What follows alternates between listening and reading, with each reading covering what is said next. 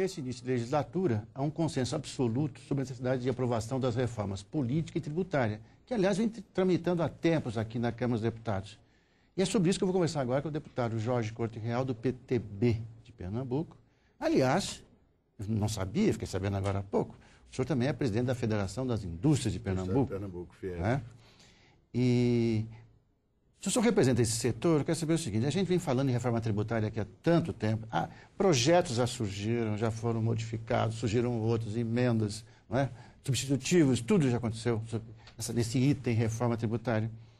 Na sua opinião, pensando agora também que Pernambuco retomou um lugar assim, de destaque na economia brasileira, o que é que atrapalha a reforma tributária? O que é que engasga? São diferenças entre os estados? É uma questão de conceito? Queria saber a sua opinião sobre isso. Olha, é uma questão de conceito e é uma questão de interesses dos próprios estados. Eu estou muito animado no início dessa legislatura porque é algo comum, eu acho que hoje é até unanimidade, todos os pronunciamentos que eu tenho visto até agora, todas as conversas que eu tenho, as opiniões dos parlamentares, todos eles se mostram a favor de uma reforma tributária.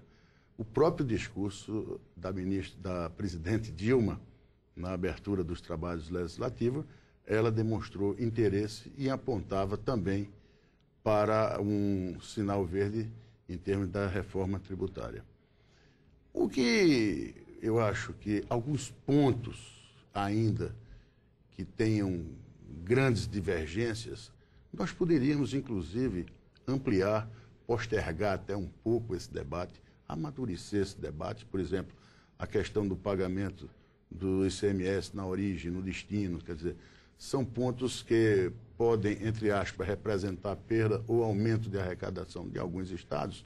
Então, isso aí a gente poderia até postergar um pouco, quando não, o debate, a entrada, entendeu? A entrada, a prática dessas mudanças. Agora, algumas coisas a gente tem que fazer de imediato.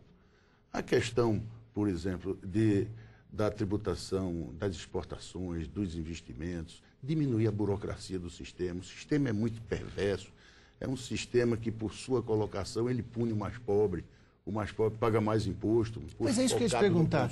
A gente costuma dizer sempre o seguinte: se a gente vai a um supermercado e faz as compras do mês, quem recebe até R$1.000, por exemplo, paga muito mais imposto do que quem ganha mais de 5 mil, digamos assim. Lógico. Quer dizer, há uma descompensação, uma injustiça fiscal, sei lá, que a gente podia chamar isso. Isso é que Como é que se resolve isso? Isso é que a gente tem que desmistificar. É mudar a característica da cobrança. Por exemplo, é imposto sobre grandes fortunas. Você é a favor? Eu sou a favor. Está tramitando na Câmara. Está tramitando na Câmara e nós vamos ser a favor, entendeu? É um imposto, veja, que não seja cumulativo. Sim. É um imposto que não seja cobrado na ponta, no consumo. Então, eu não quero absolutamente, que é outra discussão, eu não quero quebrar o governo. Agora, nós não admitimos mais, por exemplo, a carga tributária já é extremamente elevada, nós não vamos admitir, eu, enquanto parlamentar, qualquer medida que venha aumentar a carga tributária, mas nós, através do sistema tributário mais justo e mais eficiente, nós podemos chegar ao modelo que satisfaça a todos e a gente tem até, quem sabe, uma diminuição da carga tributária. O que não pode é você fazer com que, inclusive, as próprias empresas gastem, tenham um custo elevado para manter seus impostos em dia.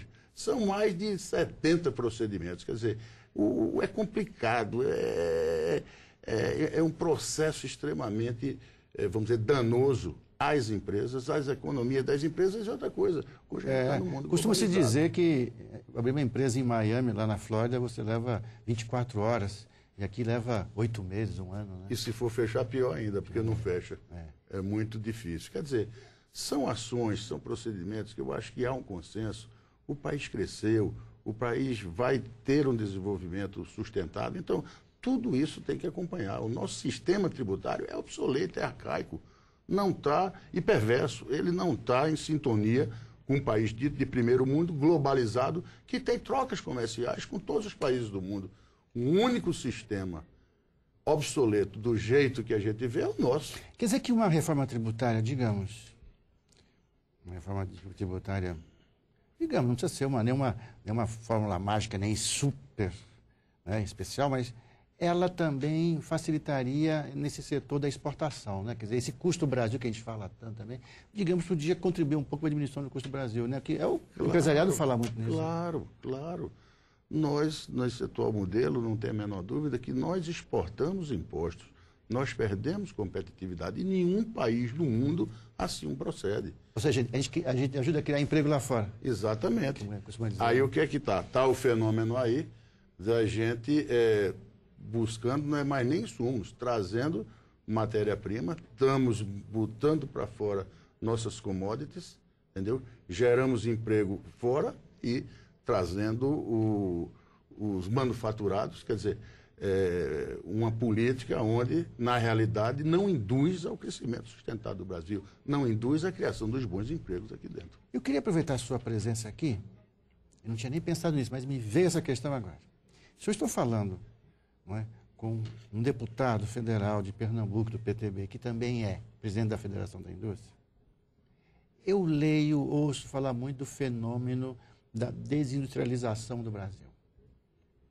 Isso acontece de fato, nós estamos vivendo um momento nesse sentido. O senhor tem alguma preocupação com isso? Tenho alguma preocupação. Eu não digo que é algo, vamos dizer, que esteja ocorrendo, mas pode ocorrer.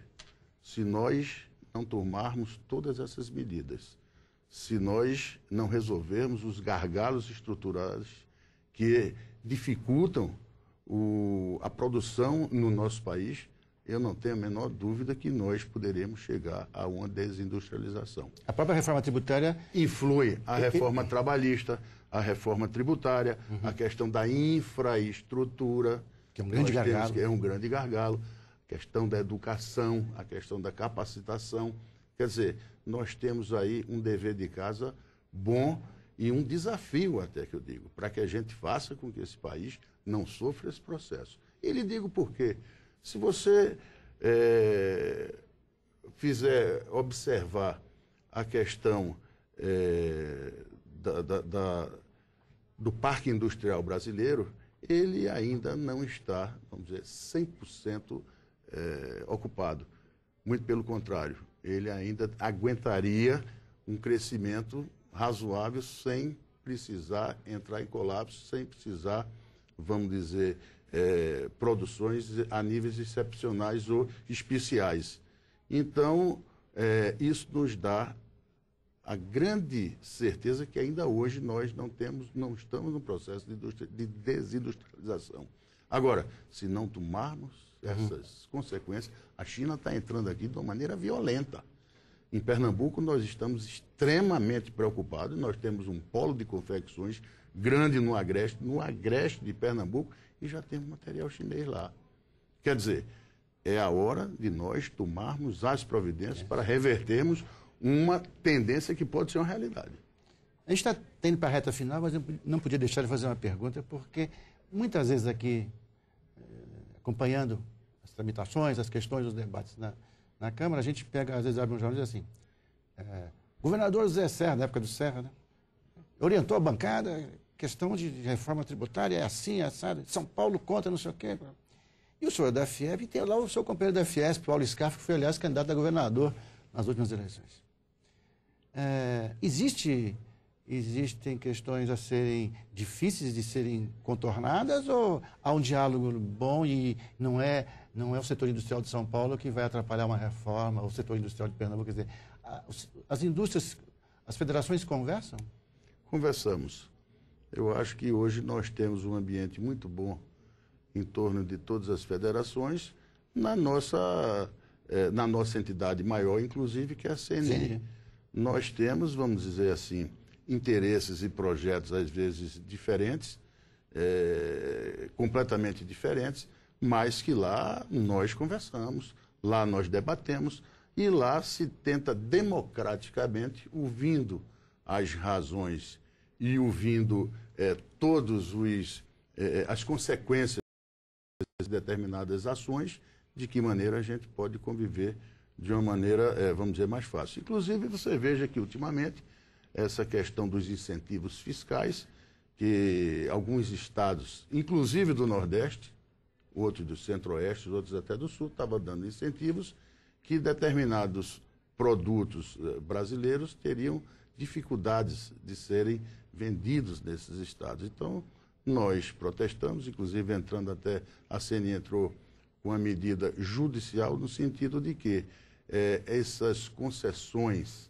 de isenção para produtos que fossem fabricados no Brasil, isso fosse de imediato suspenso. Quer dizer, veja, acabou a guerra. Nós atuamos, exatamente, pelo menos para produtos similares que existem no Brasil. A prioridade tem que ser de produtos aqui produzidos. Veja que tem aí uma integração, há um interesse de preservar a indústria nacional.